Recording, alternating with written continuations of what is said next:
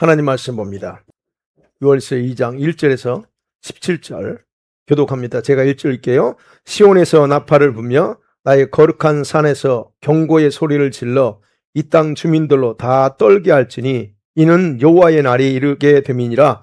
이제 임박하였으니 곧 노랗고 캄캄한 날이요 짙은 구름이 덮인 날이라. 새벽빛이 산 꼭대기에 덮인 것과 같으니 이는 많고 강한 백성이 이르렀음이라. 이와 같은 것이 옛날에도 없었고 이후에도 대대로 없으리로다. 불이 그들의 앞을 사르며 불꽃이 그들의 뒤를 태우니 그들의 예전의 땅은 에덴 동산 같았으나 그들의 나중의 땅은 황폐한 들 같으니 그것을 피한 자가 없도다. 그의 모양은 말 같고 그 달리는 것은 기병 같으며 그들이 산 꼭대기에서 뛰는 소리는 병고 소리와도 같고 불꽃이 건물을 사르는 소리와도 같으며 강한 군사가 줄을 버리고 싸우는 것 같으니 그 앞에서 백성들이 질리고 물이 낯빛이 하얘졌더라. 그들이 용사같이 달리며 무사같이 성을 기어오르며 각기 자기의 길로 나아가되 그 줄을 이탈하지 아니하며 피차에 부딪히지 아니하고 각기 자기의 길로 나아가며 무기를 돌파하고 나아가나 상하지 아니하며 성중에 뛰어 들어가며 성 위에 달리며 집에 기어오르며 도둑같이 창으로 들어가니 그 앞에서 땅이 진동하며 하늘이 떨며 해와 달이 캄캄하며 별들이 빛이 거두로다. 여호와께서 그의 군대 앞에서 소리를 지르시고 그의 진영은 심히 크고 그의 명령을 행하는 자는 강하니 여호와의 날이 크고 심히 두렵도다. 당할 자가 누구이랴. 여호와의 말씀에 너희는 이제라도 금식하고 울며 애통하고 마음을 다하여 내게로 돌아오라 하셨나니 너희는 옷을 찢지 말고 마음을 찢고 너희 하나님 여호와께로 돌아올지어다. 그는 은혜로우시며 자비로우시며 노하기를 더디하시며 인애가 크시사 뜻을 돌이켜 재앙을 내리지 아니하시나니 주께서 혹시 마음과 뜻을 돌이키시고 그 뒤에 복을 내리사 너희 하나님 여호와께 소제와 전제를 드리게 하지 아니하실지 누가 알겠느냐. 너희는 시온에서 나팔을 불어 거룩한 금식일을 정하고 성회를 소집하라. 백성을 모아 그 모임을 거룩하게 하고 장로들을 모으며 어린이와 젖 먹는 자를 모으며 신랑을 그 방에서 나오게 하며 신부도 그 신방에서 나오게 하고 같이 읽습니다. 여호와를 섬기는 제사장들은 낭실과 제단 사이에서 울며 이르기를 여호와여 주의 백성을 불쌍히 여기소서 주의 계획을 욕되게 하여 나라들로 그들을 주관하지 못하게 하옵소서. 어찌하여 이방인으로 그들의 하나님이 어디 있느냐 말하게 하겠나이까 할지어다. 아멘. 오늘 요엘서 2장 두 번째를 봅니다. 이 2장은 사실 여호와의 날, 두려운 날입니다. 이 날이 온다고 하면서 그러면서 동시에 이 날을 피할 수 있는 방법, 이 하나님의 심판의 날을 피할 수 있는 방법을 알려주는 내용이 오늘 2장부터 기록됩니다. 특별히 이제 2장에 여러분 2장에 그 묘사된 메뚜기 때 군대 있죠? 그 모습을 보면 엄청나게 잘 조직된 군대의 모습입니다. 단순하게 그냥 왔다 갔다 하는 그런 군대가 아니에요. 잘 조직되고 훈련된 군대의 모습을 볼 수 있어요. 그럼 여기서 메뚜기로 비유된 이 군대가 어떤 나라냐 하는 거예요. 우리가 아는 것처럼 장차 유다를 멸망시킬 바벨론의 군대를 의미한다라고 일단 생각해 보면 됩니다. 그런데 그 군대가 여러분 지금 당장 오는 게 아닙니다. 이런 일이 앞으로 있을 거라는 거예요. 근데 그날이 언제예요? 정해진 날. 그러나 뒤에 가서 보면 너희들이 회개하지 않으면 이런 거예요. 정해진 날 여호와의 날이 있다는 겁니다. 자, 유다의 멸망. 유다가 멸망하는 것은 하나님의 카이로스에 일어날 거예요. 그러나 그날에 매우 임박했다는 것을 경고하는 겁니다. 이 경고가 하나님의 경고는 참 끊임없이 옛날이나 지금도 계속적으로 경고하는데 중요한 것은 금방금방 경고대로 이루어지지 않으니까 사람들이 그걸 무시한다는 거죠. 우리 주님이 오신다는 것도 마찬가지예요. 주님이 곧 오십니다 했는데 지금까지 안 오셨잖아요. 그러니까 사람들이 이런 경고 메시지를 들어도 별로 중요하게 생각하지 않습니다. 근데 여기서 말하는 임박했다고 하는 것은 우리의 시간이 아니고 주님의 시간이에요. 주님의 시간은 70년이 어느 순간과 같아요? 1000년이 하루라고 하면. 근데 우리는 그거를 우리 시간으로 생각하니까 임박했다?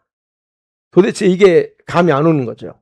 근데 주님의 시간에 볼 땐 금방이기 때문에 그래서 임박했다라고 얘기합니다. 이런 것들이 참 이 요엘 때 그 구약 시대도 그렇고 오늘날도 이런 문제를 역시 우리 모든 성도들이 이 부분에서 참 이게 뭐랄까요? 이 감각이 둔해져 있는 그런 모습이 참 안타깝습니다.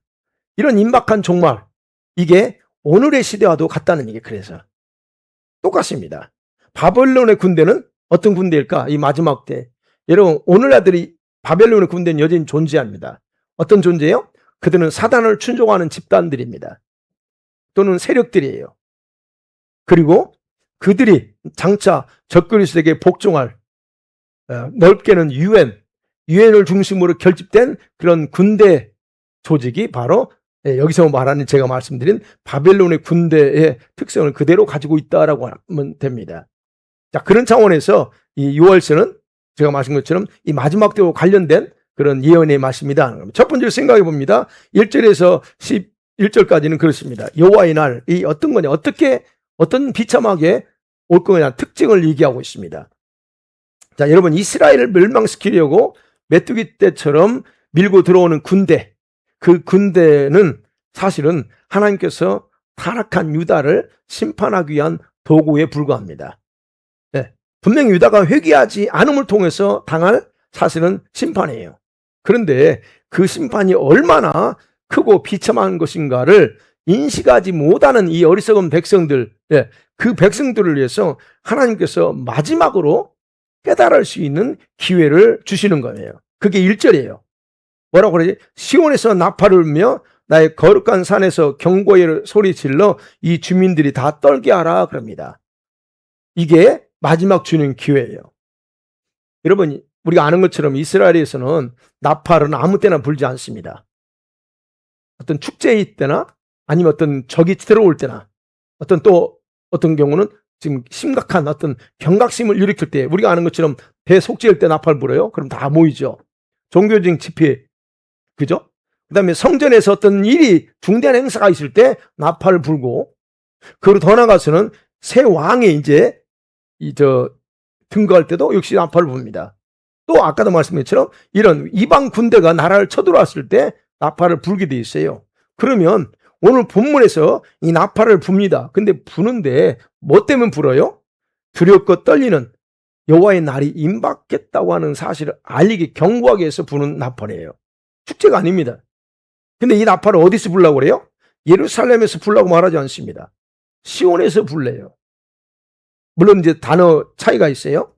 이 말은 무슨 말이냐면 성전이 있는 곳에 사는 예루살렘 사람, 그 중심의 사람들, 다시 말씀드리면 종교적인 신앙인들이 하나님의 말씀을 버리고 우상을 섬겼기 때문에 그런 크고 두려운 그런 여호와의 날이 다가온다는 것을 알려가지고, 여러분, 백성들이 그 두려움에 사로잡게, 그래서 돌이킬 수 있게끔 하기 위해서, 그래서 먼저 그 예루살렘 성전이 있는 그 주변에 있는 사람들을 향해서 거기서 중심을 생각하고 시온에서 나팔을 불라라고 말합니다.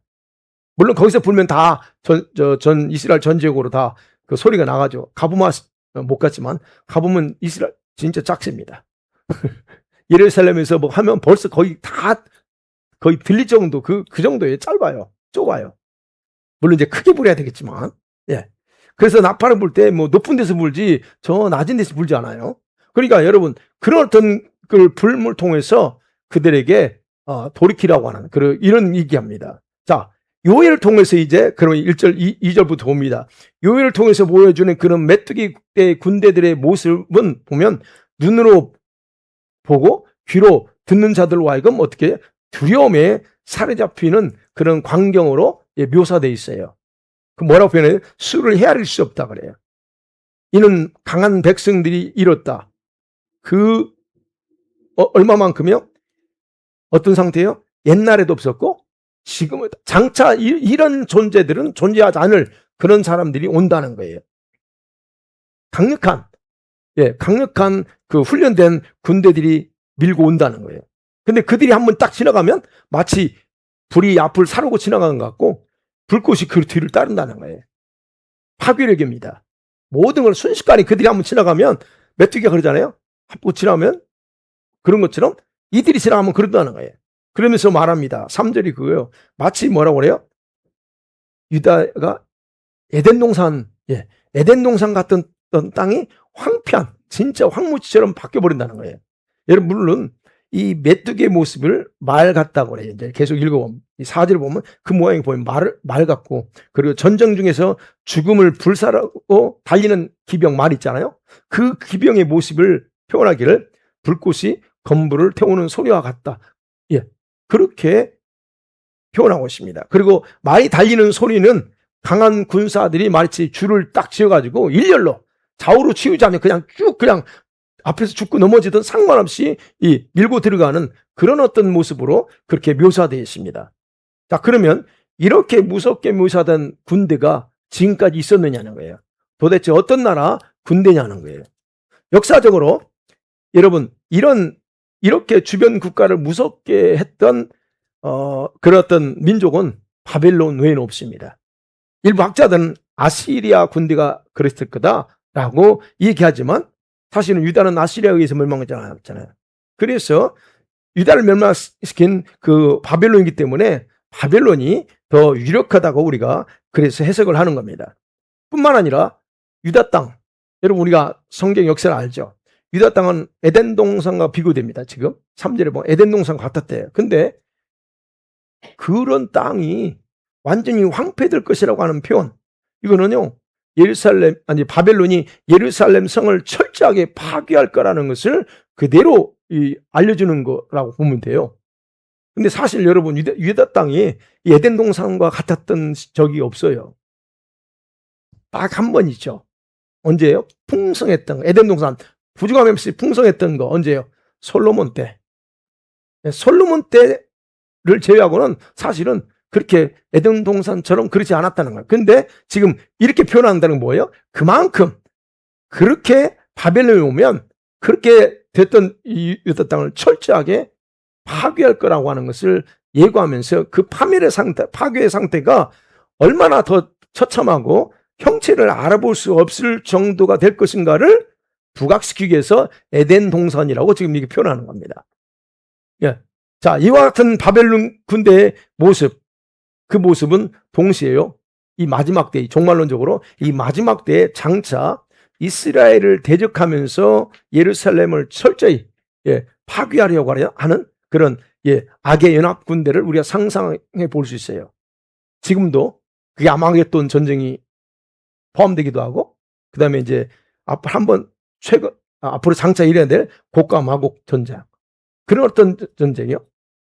유벌의 강을 중심으로 이런 것들이 바로 이제 이 마지막 때와 연결된 부분이라는 거예요. 그런데 중요한 것은 이스라엘이 이렇게 막강한 군대를 막아낼 방법이 없어요. 막아낼 방법이 없을 정도로 막강한 힘을 가진 군대라는 거예요. 여러분 이스라엘은 군대가 많잖아요. 그러니까 이제 미국의 도움이 절대적으로 필요한 거고, 예를 들어서 아랍 연맹 있잖아요. 걔네들만 들어가도 사실은 이스라엘을 그냥 그 나라만 전쟁한다면 이스라엘 한 순간에 무너집니다. 근데 이제 그 미국이 딱 버티고 이제 유럽 자유 국가들이 버텨주니까 그런 거죠. 그러니까 그런 부분을 보면 그와 같은 상태라는 거예요. 그럼 앞으로 장차 이스라엘의 어떤 그 지금 밀고 들어오는 군대들에 대해서 이스라엘이 어떻게 방어할 수 있는 그런 힘이 열악하다는 거예요. 그래서 말합니다. 그 군대의 모습이 마치 표현되어 있어요. 산악지대뿐 아니라 평지에서도 날렵하게 날고 뛰고 돌진하는 그 모습을 얘기하고 있어요. 근데 그것이 불길이 지나가서 다 모든 걸 태워버리는 것처럼 그렇게 표현하고 있다는 겁니다. 자, 그런데 이렇게 밀고 들어오는 군대를 막을 길이 없어. 그래서 그 군대를 보고 백성들이 기겁하는 거예요. 그 모습을 뭐라고 표현해요? 그 모습에 대해서 새파랗게 얼굴이 변하고 6절에 보니까 낯빛이 창백해졌다 그래요. 6절. 그 앞에서 백성들이 질르고 무리의 낯빛이 하얘졌다 그래. 창백해져 버립니다. 그 모습 보고. 그러니까 이 적군의 용사들이 행전하는 모습이 이렇게 죽음을 두려워하지 않고 밀고 들어오면서 하기 때문에 그들이 비록 무기를 가지고 이스라엘 무기를 가지고 같이 싸울지라도 그들이 이 창에 맞건 뭐에 맞든 간에 그 굴하지 않고 밀고 들어온다는 그 정도 그 모습이 결국은 얼마나큼 하나님께서 유다를 작정하고 그들을 파괴할 건가를 그렇게 보여주고 있다는 겁니다. 자, 그런데 이제 그것만이 아니에요. 백성들은 이렇게 기겁을 합니다. 그런데 그들이 그 성중에 그 예루살렘 성에 뛰어올라서 백성들의 집을 약탈하고 들어갈 때 어떻게 돼요? 그런 부분에서 들어갈 때 뭐라고 하냐면 이 10절에 보니까요. 10절에요. 예. 땅이 진동하고 하늘이 떨고 해와 달이 캄캄하며 별들이 빛을 거둔다 그래요. 이건 뭐예요? 마치 메뚜기 떼들이 철저하게 훈련된 용사처럼 막 죽음 두려워하지 않고 가미가제 특공대처럼 막 들어가잖아요. 그래서 그것에 대해서 이스라엘이 저항해도 소용이 없다는 거거든요. 결국 뭐냐면 이 하나님의 심판이 유다 땅에만 있는 게 아니고, 그리고 이제 10절에 근거 보면 하늘의 천체들도 놀라서 하늘의 질서가 무너진다는 얘기예요. 아니 땅에서 싸우는데 이렇게까지 표현할 일은 없잖아요. 그런데 그 무슨 말이에요? 이때 땅이 진동하고 하늘이 떨고 해와 달이 캄캄한 별들이 빛을 거둔다?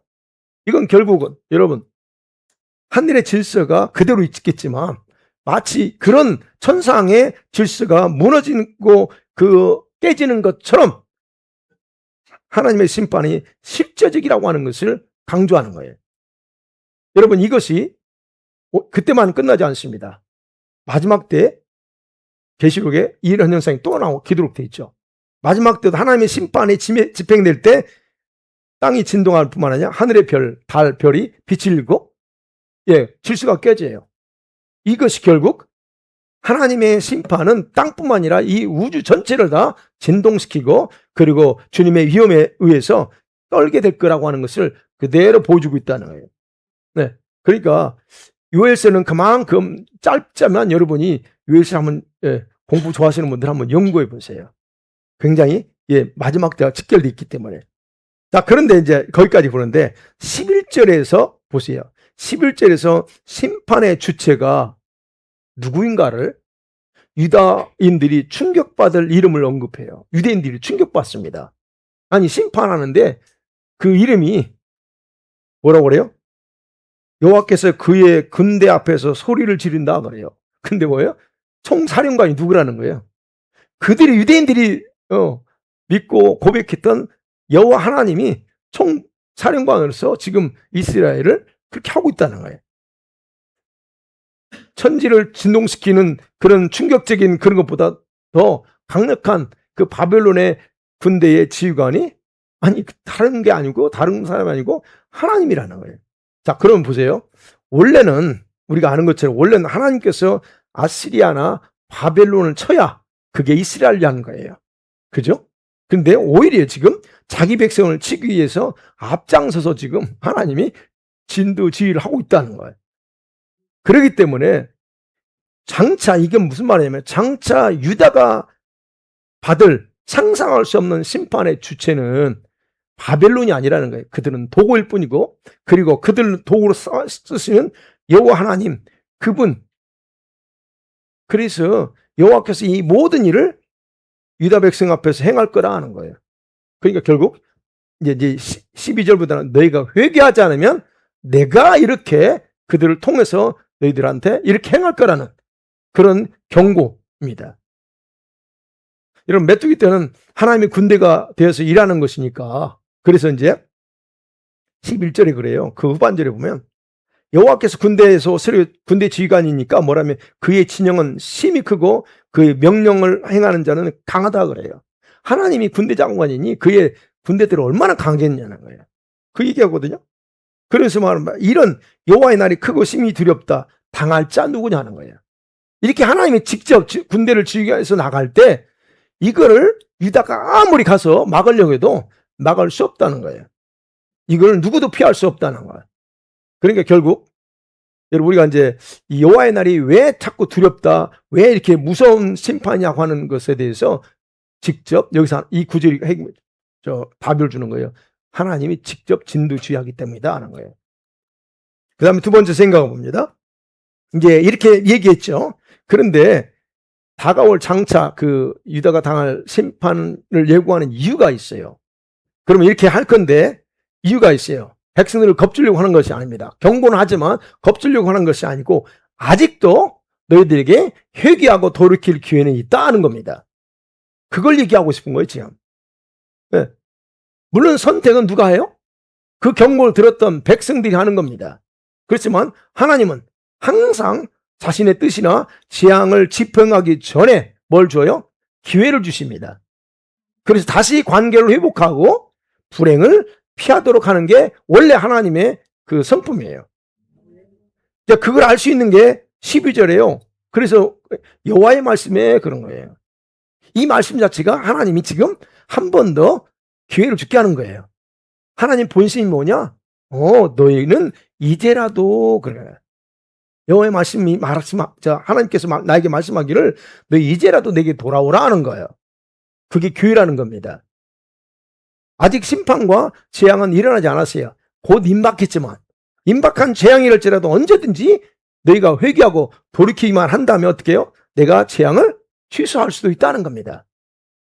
그게 얘기하는 거예요. 저 13절 하반절에 재앙을 내리지 아니여 뜻을 돌이켜서 재앙을 내리지 않을 수 있다는 거예요. 그게 원래 하나님의 마음이고 뜻이라는 거예요. 이걸 조금 부연 설명하면 그렇습니다. 자, 2장 11절까지는 무서운 여호와의 날에 있을 그런 심판과 징계를 언급하면서 12절부터 17절까지 그 결론이에요. 쭉 무섭게 하면서 이제 결론으로서 사실은 이거야. 내 마음은 이거야라고 하는 거예요. 그러니까 하나님께서 백성들에게 강력하게 요구하는 것은 자신의 심판과 내릴 재앙을 회개와 금식 성회를 열어서 막아달라는 간절한 하나님의 호소라는 거예요. 하나님은 자기 자녀들에게 징계하고 싶지 않아요. 근데 제발 이거 막아줘 하는 겁니다. 안 그러면 이게 하나님의 공의 법에 의해서 그걸 각이 될 수밖에 없어. 그러니까 제발 나 그러고 싶지 않으니까 막아달라는 거예요. 우리가 똑같습니다. 우리가 오늘날 이런 하나님의 성품은 옛날에나 지금은 변함이 없어요. 하나님이 그냥 징계하지 않습니다. 징계할 수밖에 없는 뭐가 찾기 때문에 징계하시는 거예요. 근데 주님은 그게 본심이 아니고 뭐래? 제발 내가 징계하지 않게 좀 막아 이겁니다. 그럼 막는 방법은 간단해요. 간단합니다. 돈을 내라는 것도 아닙니다. 그 얼마나 좋아요. 100만 불 투자해. 그러지 않습니다. 다 하나야. 회개하는 거예요. 여러분, 자, 그러면서 이제 12절부터 회개의 방법을 구체적으로 언급해줘요. 얼마나 감사한지 몰라요. 구체적으로 해요. 예. 이렇게 오랫동안 여러분, 죄악에 돌이키지 않는 사람들의 마음이 쉽게 회개가 안 이루어집니다. 여러분의 자녀든 남편이든 쉽게 내가 그렇게 기도했는데 왜 하나님 회개가 안 하고 이렇게 구원 못 받아? 그래서 우리가 마음 아프죠. 근데 여러분, 오랫동안 죄악에서 돌이키지 않는 사람들은요, 회개가 쉽게 안 이루어져요. 그렇게 돼 있어요. 그래서 얘기하는 건 먼저 이스라엘 백성도 마찬가지예요. 회개하라, 돌이키라 하는데 백성이 안 돼요. 자발적으로 안 돼요. 그래서 먼저 선언돼야 될 3가지 중요한 걸 얘기합니다. 그게 뭐냐? 금식하라는 거예요. 너가 금식해. 민족적으로 하면 너들 금식해라. 금식해 뭐예요? 여러분, 금식이 뭡니까? 밥 안 먹는 거잖아요. 물은 마셔도 금식은 육체를 위해서 먹는 밥을 안 먹는 게 금식이잖아요. 그럼 금식이 뭐예요? 왜 금식을 해야 되냐면 여러분, 자신의 육신의 정욕을 누를 수 있는 방법은 내가 밥을 안 먹을 때, 금식을 할 때 그래요. 여러분 보세요. 밥 이틀만 이틀도 아니지. 하루만 굶어도 배고파서 그러죠? 이틀, 3일 굶어보세요. 그럼 육체에 이 힘이 빠져요. 그러니까, 육체가 올라오는 정욕, 그 생각할 틈이 없어요. 그거예요.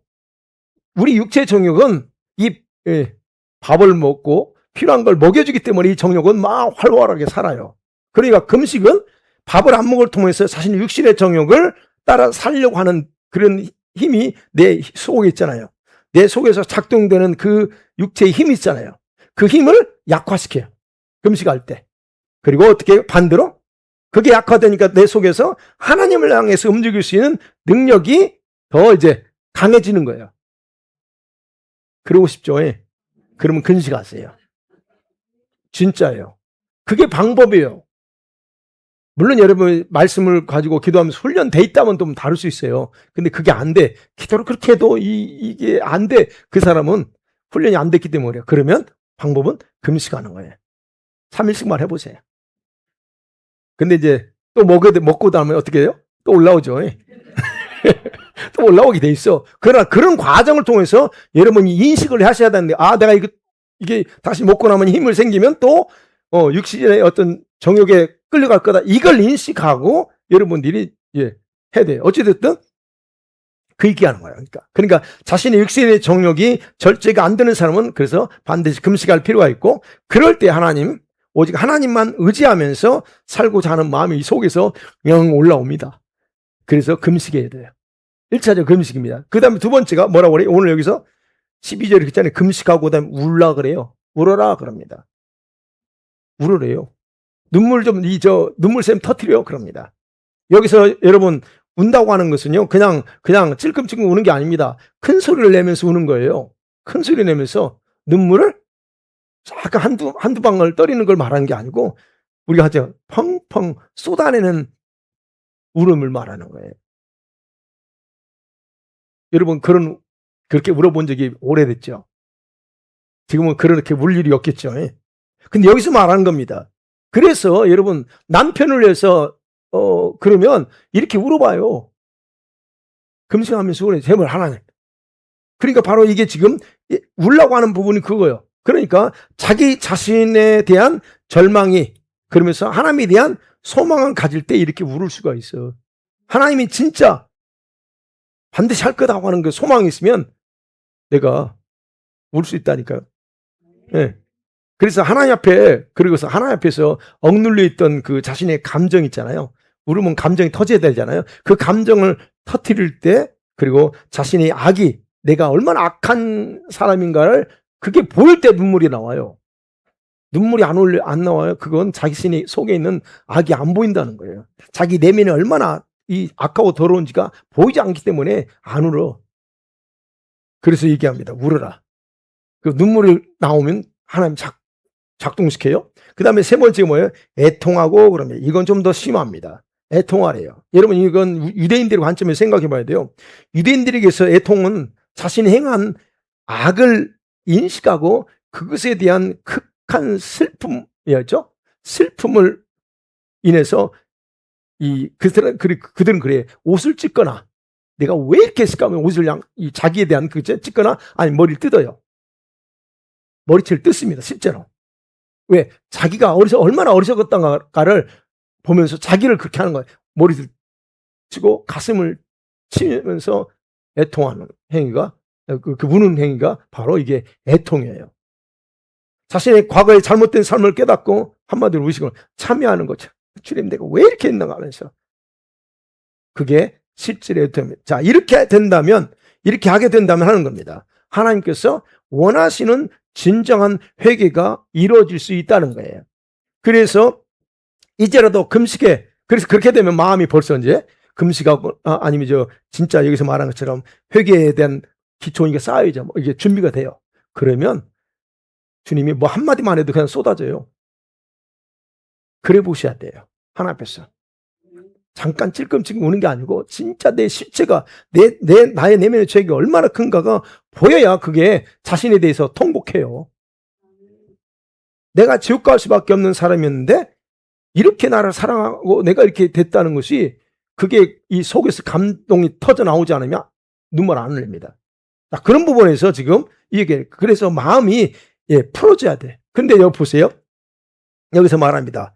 애통하고 마음을 다하여 그럽니다. 마음을 다하여 내게로 돌아오라 그래요. 그래서 마음을 다하여 돌이킬 수 있는 것도 역시 이 세 가지 과정 거칠 때 마음이 벌써 이제 기경돼 있잖아요. 부드럽게 바뀌어 있잖아요. 그때 마음이 정확하게 진심을 다할 수가 있어요. 마음을 다하지 못하는 것은 자신의 마음이 움직이지 않았다는 얘기예요. 100% 해야 되는데 한 5, 60% 움직였어. 그래서 그걸로도 회개는 가능합니다. 흉내는 낼 수 있다는 거예요. 근데 그게 안 되거든요. 자, 그러니까 마음을 다하지 못한 것은 그 이유가 뭐냐면 회개하지 않는 죄의 힘에 의해서 내가 억압된 상태이기 때문에 마음이 다해서 안 움직여요. 그래서 마음을 다해서 내게 돌아오라. 여러분, 성경은 진짜 참된 회개는 어떤 걸 말해요? 옷을 뜯는 게 아닙니다. 머리채를 뜯는 게 아니에요. 마음을 찢는 거예요. 그래서 이 13절에서 너 옷 찢지 말고 네 마음부터 찢어 가는 거예요. 그 마음. 네. 그러니까 우리가 여러분 생각해야 될게요. 이렇게 우리가 정말 이렇게 진짜 성경에서 말하는데 회개했다? 그럼 회개를 왜 주님이 자꾸 우리한테 회개하라고 그럴까요? 도대체 좀 봐주면 안 돼요? 우리 엄마 아빠가 우리 아이들 잘못할 때 봐주는 것처럼 내가 그래 이번만 봐줘.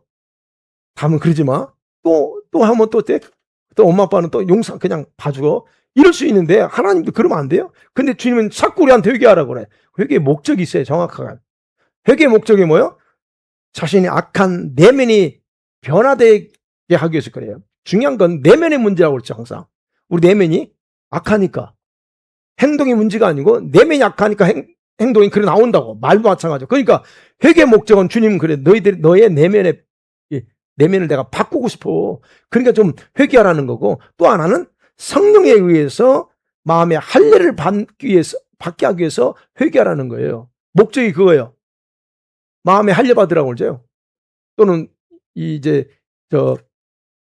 묵은 땅을 기경하라고 하죠. 아모스가 말. 묵은 땅 기경. 그 묵은 땅이 뭐냐는 거예요. 마음이에요, 마음. 그러니까 회개하라고 하는 목적은 정확합니다. 그러면 생각해요. 마음을 찢지 아니하면 참된 회개는 이루어지지 않아요. 그리고 마음의 변화, 할례, 허락되지 않습니다. 주님이 저와 여러분의 마음을 할례를 행하고 변화시키도록 허락할 때 바뀌는 거지 안 돼요. 그러면 어느 때 하나님 허락하세요? 참된 회개할 때 바꾸도록 주님이 허락하신다는 얘기예요. 그래서 하나님은 항상 백성들에게 뭘요? 회개의 흉내만 내지 말라는 거예요. 옷만 찢지 마. 옷 찢는 행위거든요. 흉내 내는 거 그거 내지 말고 참단 회개인 마음을 찢고 돌아오라 라고 항상 어디 부분이나 선지서에 보면 그렇게 명령하는 거예요. 왜요? 참 회개가 이루어지지 않으면 절대로 하나님께 돌아갈 수가 없기 때문에 그래요. 네. 일시적으로 돌아가는 것처럼 보여요. 일시적으로. 그렇죠? 일시적으로 돌아가는 것처럼 행동을 할 수 있지만 내면에서의 변화가 일어나지 않았기 때문에 조금 지나면 어떻게 돼요? 또 다시 과거로 돌아갑니다. 그러니까 여러분 아내나 남편 저렇게 회개했다면서 또 돌아가네. 그것에 대해서 비난할 거 없어요. 회개 제대로 안 했다는 거예요. 그건 나도 마찬가지시고요. 아내도 마찬가지시잖아요. 나만 그런 게 아니고, 그죠? 우리 자녀들도 마찬가지입니다. 그런 차원에 생각해야 돼요. 왜요? 내면에 처리되지 않는 죄가 여러분 힘을 작용해요. 그래서 힘을 작용해서 육신의 정을 다시 끌고 가버리기 때문에 다시 잠깐은 좋아졌다가 다시 돌아가게 돼 있다는 얘기예요. 그렇기 때문에 여러분 여호와께로 돌아가는 첫 번째 단계는 12절의 말씀 온 마음을 다해서 또는 마음을 찢는 행위가 우선이다 하는 겁니다. 그럴 때 하나님은 은혜와 자비와 여기 이제 13절 나오고요. 은혜로우시고 자비로우시고 노하기를 더디하고 인애가 너무 커. 그래서 크기 때문에 어떻게 해요? 자신의 뜻을 얼마든지 처리할 수 있다는 거예요. 그러니까 주님이 우리한테 여러분 본심이 징계가 아니기 때문에 얼마든지 너가 이렇게만 오면 나는 할 수 있다고 하는 거예요.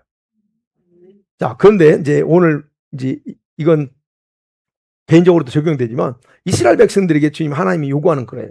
이런 회개, 이런 돌이킴은 한 개인이나 소수의 몇몇 사람 지도자들의 회개가 아닙니다. 국가적인 거예요. 전 국민의 국가적인 어떤 회개가 일어나야 된다고 지금 15절에서 17절이 강조합니다. 여러분 국가적인 회개예요. 이스라엘 여러분 국가적인 선택받았잖아요. 개인 선택받은 게 아니에요. 이스라엘은 국가적인 민족적인 선택받았어요. 그러면 그들에게 주님이 요구하는 건 민족적인 회개예요. 물론 디테일하게 들어갈 때는 종교 지도자, 선지자 뭐 이렇게 들어가지만 전체를 볼 때는 이제 민족적인 회개를 요구합니다. 그래서 얘기하는 공개적으로 여기서 15절에서 시온에서 나팔 부르라. 그리고 금식일 선언하고 이거는 그냥 하라는 거예요. 다 선언하고 집회를 열어라. 그리고 모든 백성들 여기 이제 16절에 기도해 주세요. 모든 백성들 여기 나오죠. 젖 먹는 아이까지 다 걔가 무슨 죄가 있어요? 그 아이들까지 다 예루살렘 성전에 한 자리 다 모여서 하나님의 지시대로 국가적인 회개에 들어가라 하는 거예요. 네.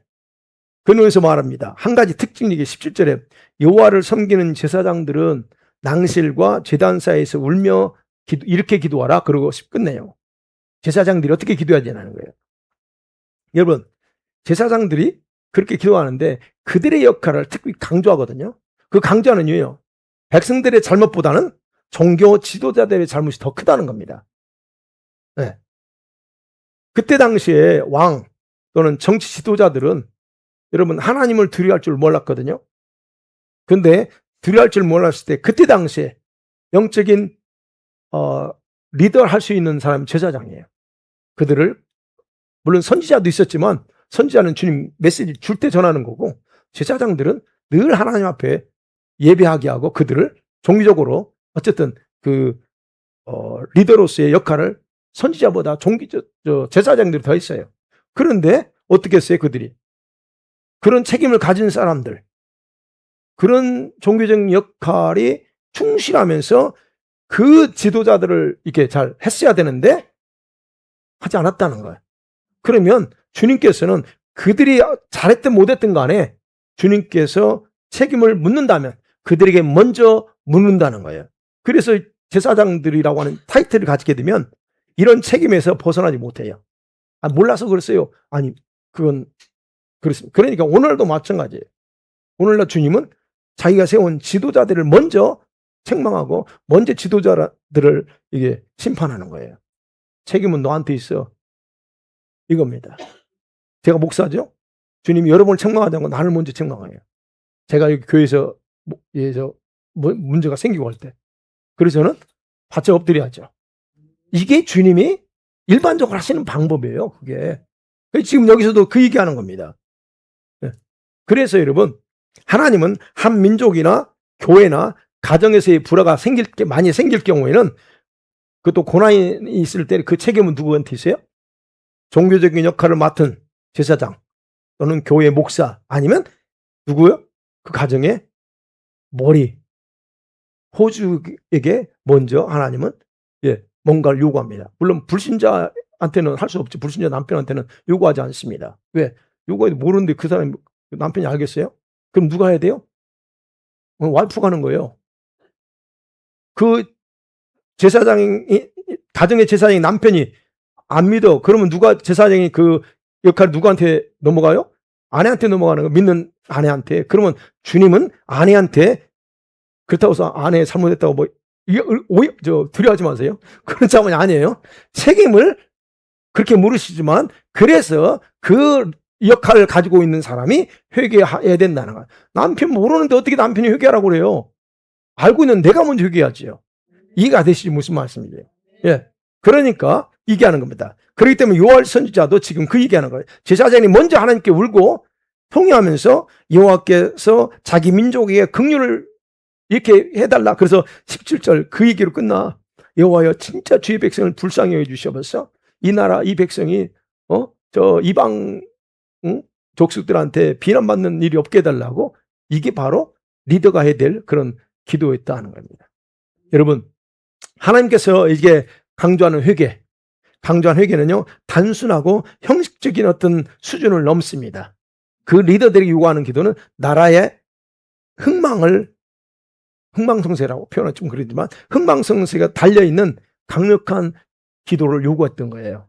그래서 사실은 오늘도 마찬가지예요. 사실은 교회 리더들이 교회가 타락하면 그 나라는 무너지게 돼 있고 그리고 그 책임을 정치 지도자한테 묻지 않습니다. 1차적으로. 그 나라의 영적인 거장들인 목회자들한테 먼저 책임 물으는 거예요. 저같이 이름 없는 사람한테 묻기보다 아니 영적 거장이라고 할 때는 그 나라를 대표하는 대표급의 목회자를 얘기하는 거예요.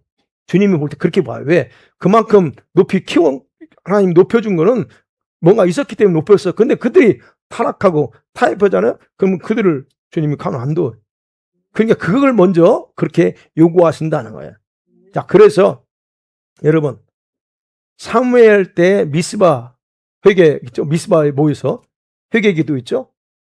기억나세요? 사무엘서. 예? 그 미스바의 회개보다 더 강한 회개 기도 요구하는 거예요, 여기서는 지금. 네. 그런 때 미스바에서 회개 기도할 때 어떻게 무슨 사건이 있으세요? 에베네셀. 그렇죠. 그 회개할 때 에베네셀. 그런 이처럼 회개하면서 주님께 돌이키면 하나님은 지금 여기 이 강력한 메뚜기 때 재앙에 예고를 했지만 하나님께서는 새로운 일을 그들을 행하실 거다 하는 거예요.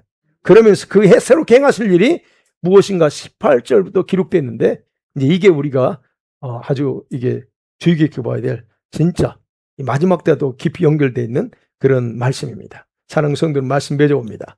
오늘 본문의 핵심은 간단하게 여러분 말하면 다른 거 없습니다. 하나님의 심판, 재앙이 예고되었을지라도 하나님이 원하시는 것은 심판이 아니라는 거예요. 그 재앙을 피하기를 바라면서 또 한 번의 기회가 있다는 걸 알려주면서 어떻게 해요? 그 기회를 따르라 하는 겁니다. 네. 하나님의 경고는 항상 회복을 전제로 합니다. 무너뜨리려고 하는 게 아니에요. 회복을 전제로 줘지기 때문에 곧바로 진짜 회개만 한다면 하나님은 언제든지 자신의 뜻을 취소해요. 내가 너 할 거 할지라도 회개하면 그렇다는 거예요. 마찬가지로 저와 여러분에게도 하나님은 동일한 회개를 요구하면서 기회를 주시고 회복시켜 주길 원하십니다. 이 밤에 우리가 그런 면에서 이 밤에서 여러분이 크게 잘못했다면 이 차원을 떠나서 하나님 앞에 한번 보자는 거예요. 하나님한테 회개를 요구하는 게 어느 부분에 있을까? 그 부분을 생각하고 또 하면서 하나님 앞에 그 문제를 놓고 진짜 회개하면서 하나님의 참된 회복, 내적인 변화를 경험하는 시간이 되기를 저희 이름으로 간절히 축복합니다.